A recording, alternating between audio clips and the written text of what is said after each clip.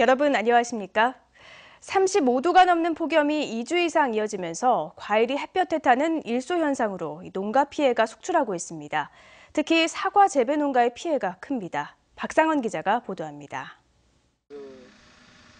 탐스러운 사과가 주렁주렁 달려 있습니다. 얼핏 보기엔 잘 자란 것 같지만 한쪽엔 멍이 든 자국처럼 까맣습니다. 강한 직사광선으로 과일 표면이 타들어가는 일소 현상이 나타난 겁니다.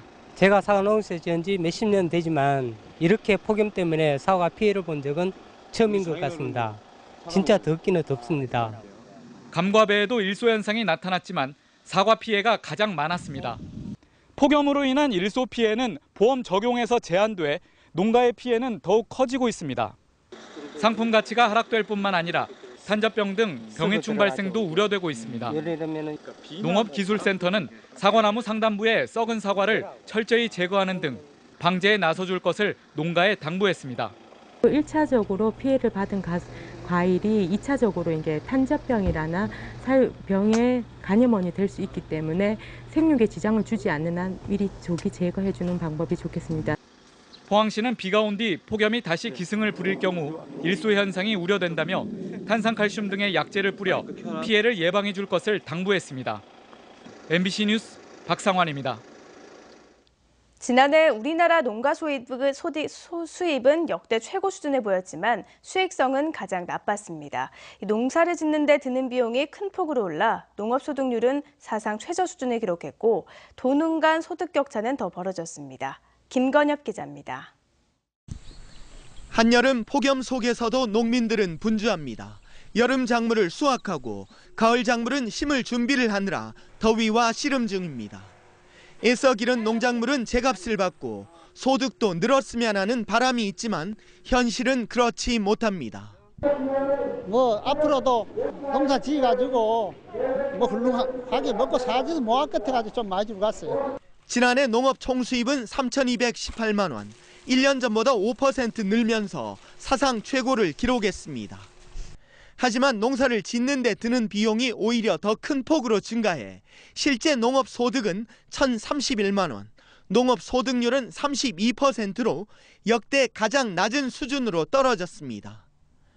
동물 관리 비용이 가장 많이 올랐고 임차료와 농약, 난방에 드는 광열비 등 경영 비용이 전반적으로 상승했습니다.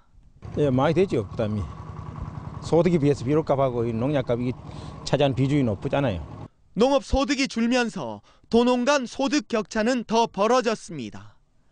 전문가들은 생산 단계에만 집중되고 있는 농업 비용 절감 노력을 유통과 판매 관리까지 확대하고 안정적인 농업 노동력이 공급돼야 한다고 지적하고 있습니다.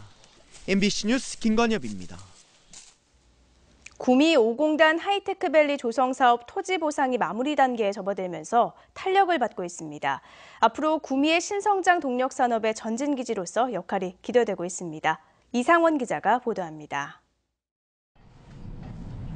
구미 5공단 하이테크밸리 1단계 조성공사가 진행되고 있는 구미시 산동면 일대 375만여 제곱미터의 땅은 토지 보상이 마무리되었고 조성공사는 49%의 공정률을 보이고 있습니다. 세계적 기업 도레이 첨단 소재가 오는 11월 공장 건립에 들어가는 등 탄소 섬유 분야 관련 기업들이 집중 유치될 예정입니다. 20만 평 규모의 탄소 섬유 성형 클러스터라는 관련 기업들이 대거 들어오게 되는 이게 정부 국책 사업으로 예타 사업으로 선정이 됐다는 말씀을 드리겠습니다. 하이테크밸리 2단계 조성공사 예정지인 해평면 일대 578만여 제곱미터도 토지 보상이 순조로워 조만간 착공하게 됩니다. 2단계는 현재 보상이 약 80% 정도 진행이 돼 있고 그거에 맞춰서 2017년 말을 목표로 해서 공사 추진을 할 계획에 있습니다. 구미 하이테크밸리는 총 사업비 1조 8천억 원이 투자돼 오는 2018년 조성이 완료될 예정입니다. 구미시는 5공단 하이테크밸리를 탄소 섬유를 비롯해 디스플레이, 모바일, 부품 소재 등 IT 업종과 정밀, 광학기기 등의 메카트로닉스, 신소재 등 첨단 업종 위주로 조성해 나갈 계획입니다. 주력업종 변화를 통해 새로운 도약을 준비하고 있는 구미시에서 5공단 하이테크밸리는 가장 중요한 비중을 차지하는 만큼 앞으로의 공단 조성 과정에 관심과 기대가 집중되고 있습니다. MBC 뉴스 이상원입니다. 지난해 세월호 참사 이후 사상 최악의 불황을 겪었던 울릉도 관광 경기는 최근에 메르스 사태를 극복했습니다. 이 피서 성수기를 맞아 밀려드는 관광객을 받지 못할 정도로 섬 경제가 활기를 되찾고 있습니다. 김기영 기자가 보도합니다.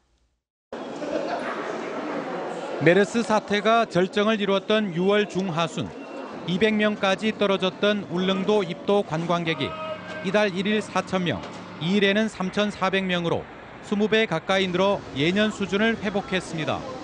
이달 초 열린 오징어 축제장은 인산인해를 이루어 숙박업소는 한바탕 전쟁을 치렀습니다. 민박도 구하기 힘들어 살림집까지 관광객이 찾아들 정도였습니다.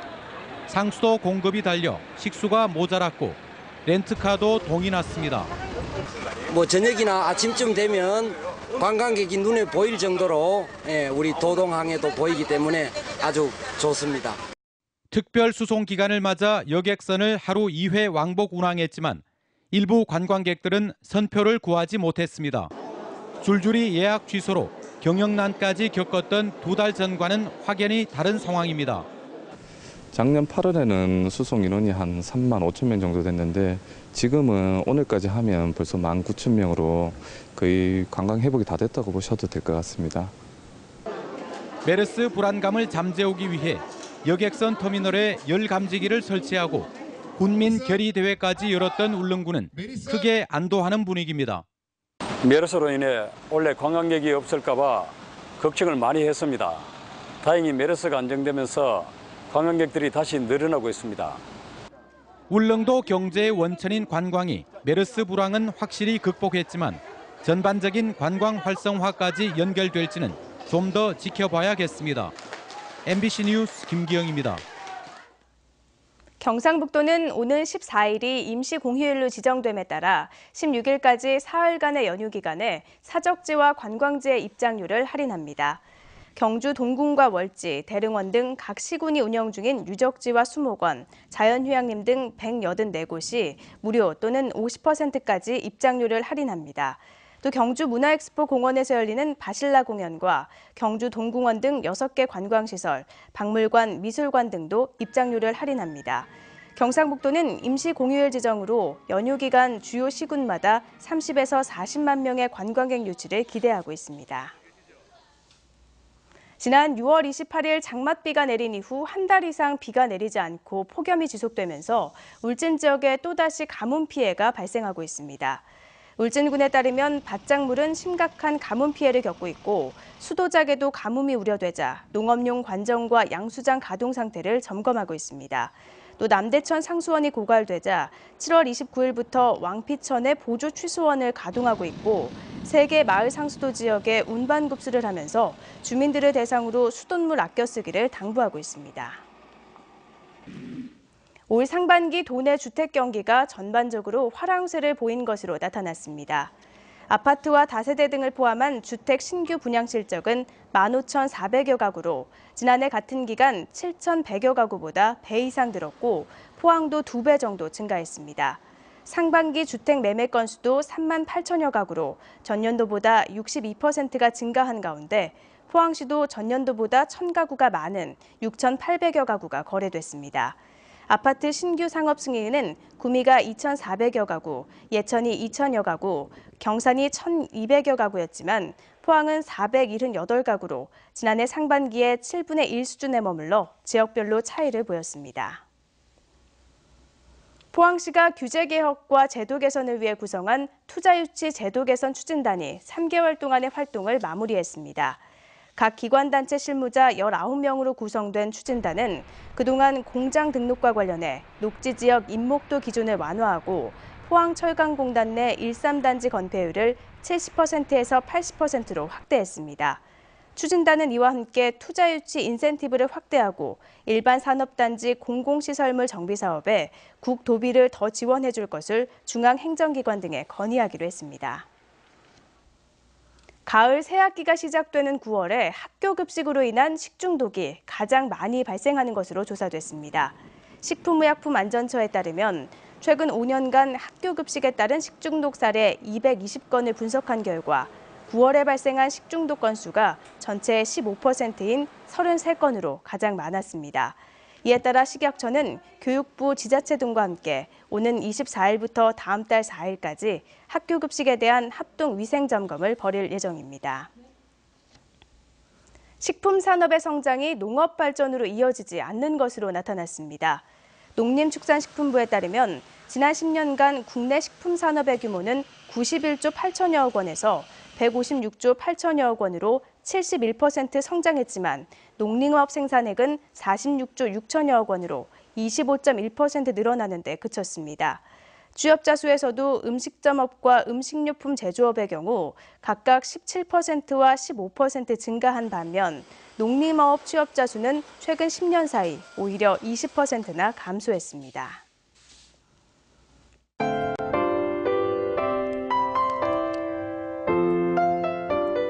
네, 폭염이 진정세를 보이고 있습니다. 간밤에 포항에서는 열대야가 있긴 했지만요. 드디어 경북 동해안 전 지역에 폭염특보가 해제됐습니다. 오늘 낮 최고 기온이 울진은 28도, 나머지 지역들은 모두 30도까지 오르겠는데요. 아직 시원하다기엔 무리가 있지만 낮 기온이 점차 내려가면서 더위도 물러가겠습니다. 참고하시면 좋겠습니다.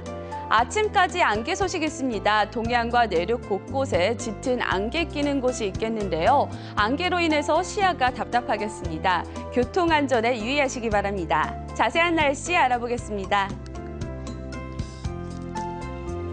오늘 경북 동해안 지역은 구름 많다가 남서쪽에서 다가오는 저기압의 영향으로 흐리겠습니다. 아침 최저 기온은 울진은 22도, 영덕 경주는 23도, 포항 26도였는데요. 낮 최고 기온은 울진 28도, 영덕 경주 포항 30도가 되겠습니다. 울릉도와 독도에는 종일 구름이 많이 지나겠습니다. 아침 최저 기온은 24도로 시작했는데요. 낮 최고 기온은 28도가 되겠습니다. 동해 전해상 구름 지나는 가운데 동해 남부는 흐리겠습니다. 바다의 물결은 0.5에서 1.5m로 일겠습니다. 당분간 비교적 숨통이 트이는 날씨 이어지겠습니다. 내일은 비 소식도 있겠습니다. 날씨였습니다. 이상으로 포항 MBC 뉴스투데이를 마칩니다. 고맙습니다.